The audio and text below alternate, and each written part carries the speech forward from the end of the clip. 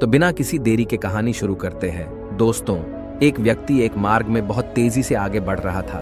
तभी अचानक वह दूसरे व्यक्ति से टकरा गया। इस पर वह दूसरा व्यक्ति क्रोधित होकर कहता है, अरे जानवर हो, क्या तुम्हें दिखाई नहीं देता?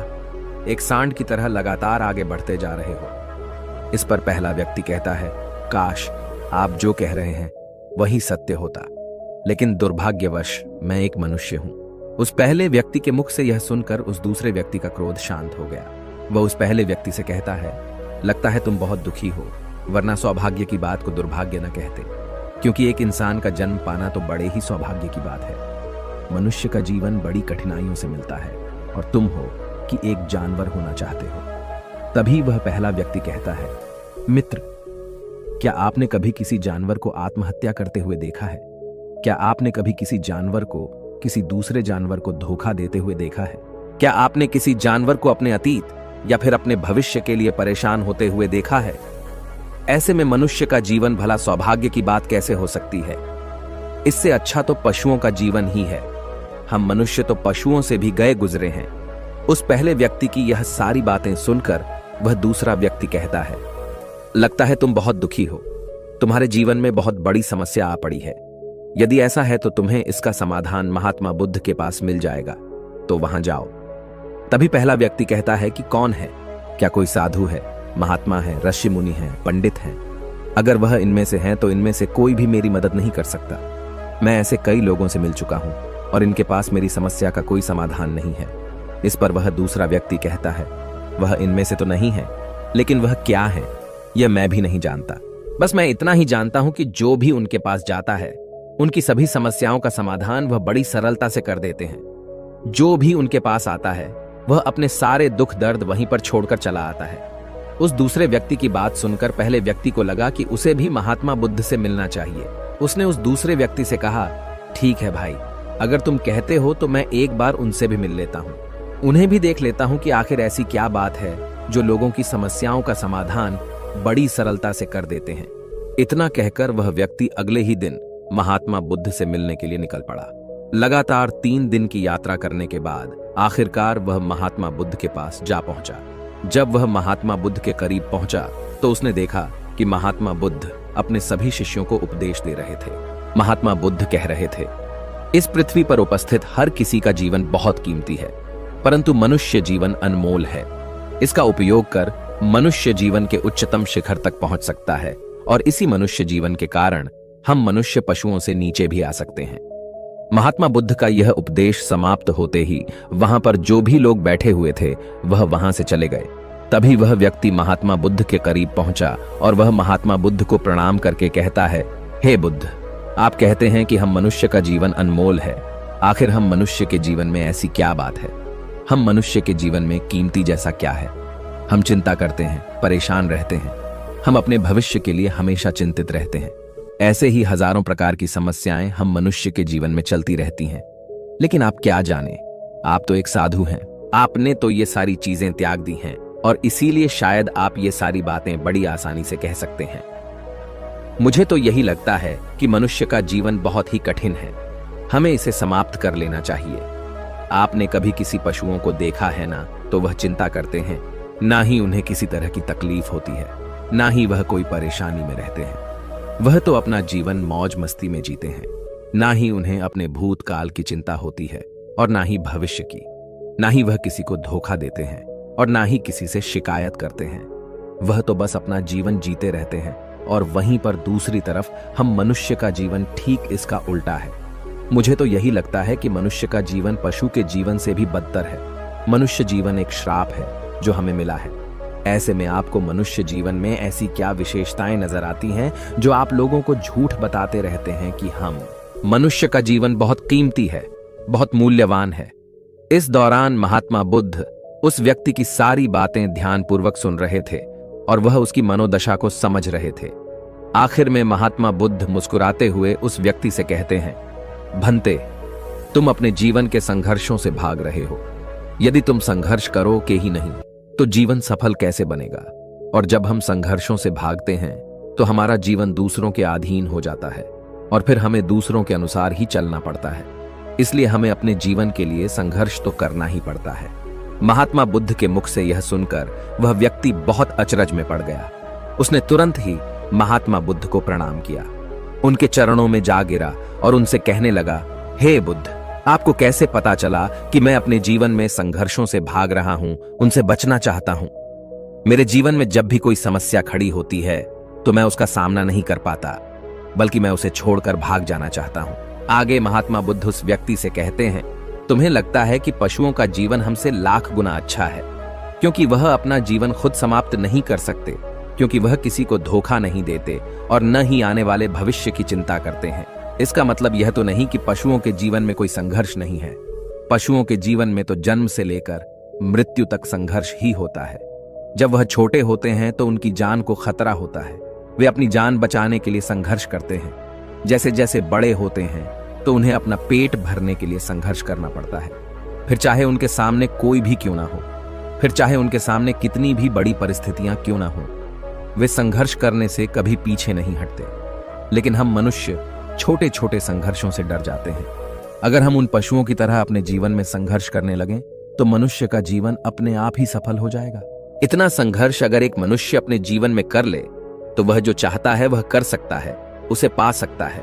और जबकि इतना संघर्ष करने के बाद भी वह पशु अपने जीवन में कुछ भी नहीं कर पाता। भंते, वास्तविकता तो यही है कि बिना संघर्ष के कोई जीवन है ही नहीं। बिना संघर्ष के हमारा जीवन चल ही नहीं सकता। फिर चाहे कोई राजा हो या भिखारी, सबके जीवन में संघर्ष तो है ही। जो भी इन परिस्थितियों के खिलाफ संघर्ष नहीं करता, फिर चाहे वह मानव हो या पशु, उसका नष्ट होना तय है। इस पर वह व्यक्ति कहता है, हे बुद्ध, क्या आप मुझे कोई ऐसी चीज दे सकते हैं जिससे मेरे जीवन के सारे संघर्ष हमेशा हमेशा के लिए मुझसे दूर हो जाएं? मेरी सारी चिंताएं, सारी समस्याएं, सारी परेशानियां हमेशा हमेशा के लिए खत्म हो जाएं और मेरा जीवन हमेशा हमेशा के लिए सुखमय बन जाए। उस व्यक्ति की यह बात सुनकर महात्मा बुद्ध एक बार फिर से मुस्कुराने लगे और उस व्यक्ति से कहते हैं, भंते, मैं तुम्हें वह चीज तो नहीं दे सकता, लेकिन हां, मैं तुम्हें वहां तक पहुंचने का रास्ता जरूर बता सकता हूं। यदि तुम वहां तक पहुंचने का संघर्ष कर लो तो तुम वहां तक पहुंच ही जाओगे और तुम्हें वह चीज मिल जाएगी। लेकिन मेरी एक बात और याद रखना कि इसका अर्थ यह भी नहीं है कि इसके बाद से तुम्हारे जीवन में परेशानियां या फिर समस्याएं आनी बंद हो जाएंगी। तुम्हारे जीवन में परेशानियां और समस्याएं तो आती ही रहेंगी, लेकिन उनका प्रभाव तुम पर बहुत कम हो जाएगा। तुम्हारे जीवन में दुख और समस्याएं तो आएंगी, लेकिन वह तुम्हें छू नहीं पाएंगी। और ऐसी अवस्था में चाहे तुम्हें कोई कितना भी दुख देने का प्रयास क्यों ना करे, तुम्हें चाहे कोई कितना भी धोखा देने का प्रयास क्यों ना करे, तुम्हें कभी भी धोखा नहीं मिलेगा। सब कुछ तुम्हारे पास ही होगा, लेकिन फिर भी वह तुमसे दूर रहेगा। महात्मा बुद्ध की यह बात सुनकर व्यक्ति महात्मा बुद्ध के सामने दोनों हाथ जोड़कर महात्मा बुद्ध से कहता है, हे बुद्ध, बताइए वह चीज क्या है और मुझे कहां मिलेगी? मैं उस चीज को पाने के लिए कुछ भी कर सकता हूं। मैं अपना पूरा प्रयास लगा दूंगा, लेकिन उस चीज को हासिल करके ही दम लूंगा। इस पर महात्मा बुद्ध ने उस व्यक्ति से कहा, सोच लो भंते, एक बार यदि तुमने रास्ता शुरू कर दिया तो तुम्हें उस रास्ते पर चलते ही रहना होगा जब तक कि तुम अपनी मंजिल को पाने ही लेते। और यह रास्ता अत्यंत संघर्षों से भरा होगा। क्या तुम अपनी मंजिल तक पहुंच पाओगे? इस पर व्यक्ति कहता है, आप मुझे वह मार्ग बताइए, मैं उस पर चलूंगा। मैं अपनी अंतिम सांस तक संघर्ष करूंगा, लेकिन उस चीज को हासिल करके ही दम लूंगा। इस पर महात्मा बुद्ध कहते हैं, सुनो, उस चीज का नाम है शांति, जो तुम्हारे मन के भीतर गहराइयों में है। जैसे यह समुद्र की लहरें ऊपर से तो बड़ी तीव्र नजर आती हैं और उछाल मारती हैं, जिन्हें देखकर हमारा मन घबरा जाता है, परंतु ठीक इसी के विपरीत उसकी गहराई में वह बहुत ही शांत होता है। और ठीक इसी प्रकार हमारे मन की गहराइयों में भी वह शांति छिपी हुई है। तुम्हें अपने मन की गहराइयों में उस शांति को खोजना होगा, उस शांति के लिए संघर्ष करना होगा। और अगर तुम रास्ते से नहीं भटके तो जैसा मैंने तुम्हें कहा है वह सब तुम्हें मिलेगा जो तुम चाहते हो।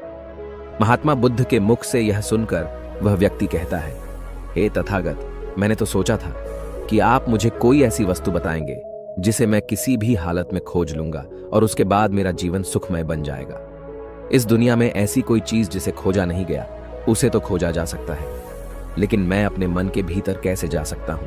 वहां भला कौन सा मार्ग जाता है? वहां भला ऐसी कौन सी सवारी जाती है जिस मार्ग पर मैं चलकर या फिर उस सवारी के द्वारा वहां तक पहुंच सकता हूं? इस पर महात्मा बुद्ध मुस्कुराने लगे और उस व्यक्ति से कहते हैं, भंते, वहां पर कोई सवारी नहीं जाती और न ही वहां पर मनुष्य पैदल जा सकता है। फिर भी वह एक मार्ग है और उस मार्ग पर चलना ही पड़ता है। इस पर वह व्यक्ति कहता है, हे बुद्ध, तो आप मुझे बताइए, मैं उस मार्ग पर चलकर कैसे अपने मन के भीतर की उस शांति को खोज सकता हूं? इस पर महात्मा बुद्ध ने कहा, इस दुनिया में सबसे शक्तिशाली क्या है? इसका जवाब देते हुए वह व्यक्ति कहता है, हे बुद्ध, इस दुनिया में सबसे शक्तिशाली चक्रवर्ती सम्राट है, जिसके पास असीम शक्ति है, जिसके पास सब कुछ है, उसके पास किसी चीज की कोई कमी नहीं। इसके जवाब में महात्मा बुद्ध कहते हैं, नहीं, इस दुनिया में सबसे शक्तिशाली चीज है इच्छा, और यही इच्छा इस दुनिया को चला रही है। जो कोई भी कुछ भी कर रहा है वह उसकी इच्छा का ही परिणाम है, उसका कर्म है, सब कुछ उसकी इच्छा के अनुसार ही चल रहा है। जहां तक बात है एक चक्रवर्ती सम्राट की, तो एक इच्छा एक चक्रवर्ती सम्राट को भी धूल में मिटा सकती है, और वहीं पर उसी के विपरीत एक इच्छा एक आम इंसान को भी एक चक्रवर्ती सम्राट बनाने में सक्षम है। इस दुनिया में जो कोई भी है, जहां कहीं भी है, जिस किसी भी परिस्थिति में है, वह उसकी इच्छा के अनुसार ही है, वह उसकी इच्छा का परिणाम ही है। अपनी इच्छा के बल पर मनुष्य इस जीवन में कुछ भी कर सकता है, लेकिन एक वास्तविकता यह भी है कि मनुष्य अपनी इच्छा पर नियंत्रण नहीं कर पाता, जिस कारण उसके जीवन में वह सब भी घटित होता रहता है जिसकी वह चाहत नहीं रखता। हमारे मन की बुरी इच्छाएं हमारी तरफ बुरी चीजों को खींचती हैं, इसलिए इच्छा बहुत सोच समझकर करनी चाहिए। हमें अपने जीवन में क्या चाहिए, यह केवल हम अपनी इच्छा से ही निर्धारित कर सकते हैं। इस पर वह व्यक्ति कहता है, हे बुद्ध, तो क्या मैं अगर यह इच्छा करूं कि मुझे अपने मन की भीतर की शांति मिल जाए, तो क्या वह मुझे मिल जाएगी? तभी महात्मा बुद्ध कहते हैं, भंते, इस दुनिया में सबसे शक्तिशाली इच्छा अवश्य ही है, परंतु फिर भी मनुष्य न जाने अपने जीवन में तरह तरह की इच्छाएं पालता है, लेकिन वह सारी इच्छाएं उसकी पूर्ण नहीं हो पाती। जानते हो क्यों? क्योंकि उस इच्छा को पूरा करने के लिए एक और चीज की आवश्यकता पड़ती है, और वह एक चीज की कमी मनुष्य के जीवन में हमेशा बनी रहती है। क्या तुम उसके बारे में जानते हो? इस पर वह व्यक्ति कहता है, नहीं बुद्ध, मैं नहीं जानता। वह क्या चीज है? तभी महात्मा बुद्ध कहते हैं, भंते, संकल्प। संकल्प के बिना इच्छा व्यर्थ है। संकल्प के बिना तुम चाहे कितनी भी बड़ी इच्छा क्यों न कर लो, लेकिन वह कभी पूरी नहीं हो सकती। संकल्प जितना मजबूत होगा, तुम्हारी इच्छा भी पूरी होने की संभावना उतनी ही अधिक होगी, और संकल्प जितना कमजोर होगा, तुम्हारी इच्छा भी उतनी ही कमजोर होगी। इस पर वह व्यक्ति महात्मा बुद्ध से कहता है, हे बुद्ध, तो इसका अर्थ यह हुआ कि यदि मुझे शांति पाने की इच्छा है और मैं इसे पाने के लिए दृढ़ संकल्प करूं, तो क्या मुझे वह शांति मिल जाएगी? तभी महात्मा बुद्ध कहते हैं, भंते, संकल्प भले ही इच्छा को शक्ति प्रदान करता है, परंतु इच्छा और दृढ़ संकल्प होने के बाद भी व्यक्ति अपने मंजिल तक पहुंच नहीं पाता, क्योंकि वह राह में भटक जाता है और फिर थक हार कर वह अपने संकल्प को त्याग देता है और अपनी इच्छाओं को छोड़ देता है। क्या तुम जानते हो ऐसा क्यों होता है? इस पर वह व्यक्ति कहता है, हे बुद्ध, मुझे नहीं पता। तभी महात्मा बुद्ध कहते हैं, क्योंकि किसी भी मार्ग पर चलने के लिए उस मार्ग के ज्ञान का होना बहुत आवश्यक है, और यह ज्ञान हमें उस मार्ग पर चलकर ही मिल सकता है ना कि केवल बैठकर सोचने से। और जब हम उस मार्ग पर चलते हैं तो हमें छोटी मोटी दिक्कतें, समस्याएं, परेशानियां आती ही रहती हैं, और हम उन छोटी छोटी समस्याओं में फंस कर रह जाते हैं और हमारा संकल्प टूट जाता है। हमारी इच्छा उन छोटी छोटी समस्याओं के सामने कमजोर पड़ जाती है और हम उन समस्याओं के सामने घुटने टेक देते हैं, हार मान लेते हैं, और हमारा पूरा का पूरा जीवन फिर उन्हीं समस्याओं के इर्द गिर्द घूमता रह जाता है और हमारा पूरा जीवन वहीं पर समाप्त हो जाता है। इस पर व्यक्ति कहता है, हे बुद्ध, मैं आपकी बातों को समझने का बहुत प्रयास कर रहा हूं, लेकिन मुझे आपकी सारी बातें समझ नहीं आ रही। कृपया करके आप मुझे साफ और स्पष्ट तौर पर समझाने का प्रयास करें। तभी महात्मा बुद्ध ने उस व्यक्ति से कहा, भंते, मान लो कि तुम्हें किसी गांव में जाना है और वहां पर किसी व्यक्ति से मिलना है, और तुमने यह दृढ़ संकल्प किया है कि तुम उस व्यक्ति से मिलकर ही रहोगे। तुमने अपना सफर तो शुरू किया, लेकिन काफी वर्षों के प्रयास के बाद भी न तो वह गांव खोज पाए और न ही उस व्यक्ति से मिल पाए। तो ऐसे में क्या हुआ? इसके जवाब में वह व्यक्ति कहता है, हे बुद्ध, भला ऐसा कैसे हो सकता है? यदि मैं जीवित हूं और वह व्यक्ति भी जीवित है जिससे मैं मिलना चाहता हूं, और मुझे वह गांव पता है, तो मैं उससे अवश्य ही मिल लूंगा। तभी महात्मा बुद्ध कहते हैं, भंते, तुम्हें उस गांव का नाम पता है और तुम्हें जिसे मिलना है उसका नाम भी तुम्हें पता है, पर तुम्हें यह नहीं पता कि गांव किस दिशा में है। तो ऐसे में तुम कौन सा मार्ग पकड़ोगे और किस मार्ग पर आगे बढ़ोगे। यदि मान लो कि तुमने किसी विपरीत मार्ग को पकड़ लिया, तो क्या वह तुम्हें उस गांव तक ले जाएगा? क्या वह तुम्हें उस व्यक्ति तक मिला पाएगा? इस पर वह व्यक्ति कहता है, हे बुद्ध, इस अवस्था में तो यह कार्य बिल्कुल भी असंभव होगा। इस पर महात्मा बुद्ध मुस्कुराते हुए उस युवक से कहते हैं, भंते, मैं कब से यही तुम्हें समझाने का प्रयास कर रहा हूं। हमारी इच्छा, संकल्प होने के बाद भी हमें सही मार्ग का ज्ञान होना आवश्यक है। शांति को खोजने का जो मार्ग है वह ध्यान, और ध्यान भीतर होता है, बाहर नहीं। जब तुम अपने भीतर की शांति को खोजने के लिए ध्यान के मार्ग पर आगे बढ़ो कि अपनी इच्छा की पूर्ति के लिए तुम उस मार्ग पर आगे की ओर बढ़ते चलोगे, तो हो सकता है कि तुम्हारी राह में छोटी छोटी मुसीबतें, दिक्कत या तकलीफ आए, लेकिन तुम्हें उन समस्याओं का सामना करना ही पड़ेगा। तुम्हें उनसे लड़ना होगा, उनसे संघर्ष करना ही होगा, क्योंकि वह मार्ग तुम्हारे लिए बिल्कुल नया है। और पहली बार जब हम किसी मार्ग पर आगे बढ़ते हैं तो हमें यह नहीं पता होता कि अगला पड़ाव क्या होगा और आगे कौन सी कठिनाइयां आने वाली हैं। हमें तो वहां पर जाने के बाद ही पता चल पाएगा। वहीं पर दूसरी तरफ जो मनुष्य इन छोटी छोटी दिक्कतों में नहीं फंसता, वह अपने संकल्प पर दृढ़ बना रहता है। अपने जीवन में वह सब कुछ पा लेता है जो वह चाहता है, और अपनी मंजिल पर पहुंचकर उसे असीम शांति भी मिलती है। और जब मनुष्य अपने लक्ष्य को प्राप्त कर ही लेता है, तब उसे और कुछ पाने की इच्छा नहीं रह जाती। इसी प्रकार यदि तुम भी केवल मार्ग पर आगे बढ़ते रहो, तो तुम भी अपने मन के अंतर तक पहुंच जाओगे, और वहां पहुंचने के बाद तुम्हें किसी चीज की कोई आवश्यकता नहीं पड़ेगी। न ही तुम्हें कोई धोखा दे पाएगा, न ही तुम्हें कोई लूट पाएगा, और न ही तुम्हें कोई दुख पहुंचा पाएगा। उस अवस्था में पहुंचने के बाद न ही कोई मोह, न ही कोई चिंता, और न ही कोई समस्या रहेगी। तुम उस परिस्थिति से बड़ी सरलता से निकल पाओगे, और जब तुम अपने मन की उस शांति को प्राप्त कर लोगे, तो तुम एक पशु तो नहीं रहोगे और न ही एक मनुष्य रहोगे, बल्कि तुम मनुष्य से भी और ऊंचा दर्जा प्राप्त कर लोगे। और फिर तुम्हें कोई भी दुख कभी छू नहीं पाएगा। फिर तुम्हें किसी चीज की कोई परेशानी नहीं रह जाएगी, नहीं तो भविष्य की चिंता होगी, और न ही अपने बीते हुए भूतकाल की।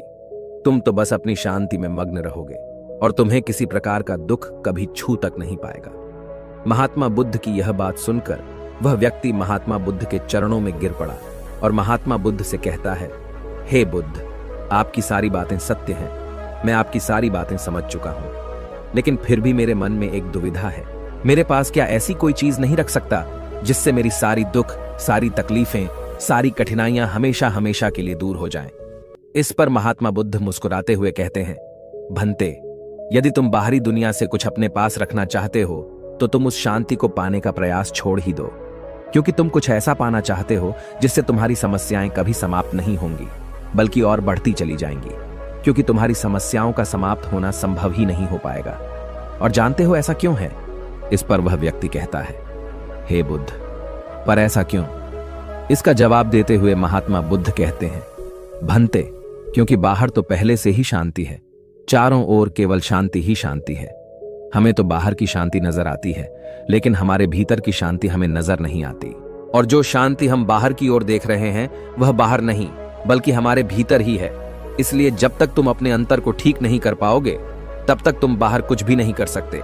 जब तक तुम्हारे भीतर सब कुछ ठीक नहीं होगा, तब तक बाहर कुछ भी ठीक नहीं हो पाएगा। इतना कहकर महात्मा बुद्ध शांत हो गए, और वह व्यक्ति महात्मा बुद्ध की बातों पर विचार करने लगा। उसके पास महात्मा बुद्ध के बताए गए रास्ते के अलावा और कोई मार्ग भी नहीं था। उसने दृढ़ संकल्प लिया कि वह अपने भीतर की उस शांति तक पहुंचकर ही रहेगा। उसने ध्यान के मार्ग को अपनाया और आगे की ओर बढ़ने लगा। अब वह व्यक्ति अपनी मंजिल तक पहुंचता है या नहीं, यह तो उसकी संकल्प, उसकी इच्छा शक्ति और उसके मार्ग में लगातार आगे बढ़ने पर निर्भर करता है। उससे यह भी समझ आ गया कि मनुष्य का जीवन पशुओं से बुरा नहीं है, बल्कि उससे जैसा जीवन मिला है वही सही है, और उससे वह और बेहतर कर सकता है। दोस्तों, आपने आज के इस वीडियो से क्या सीखा, वह मुझे आप कमेंट में बता सकते हैं। इसी के साथ में उम्मीद है कि आपको आज की वीडियो पसंद आई होगी, तो इस वीडियो को उस इंसान को शेयर करें और उसी के ठीक बाद चैनल को सब्सक्राइब करें। तो चलिए फिर मिलते हैं ऐसी एक और नई वीडियो में। तब तक के लिए अपना ख्याल रखें। धन्यवाद और नमो बुद्धाय।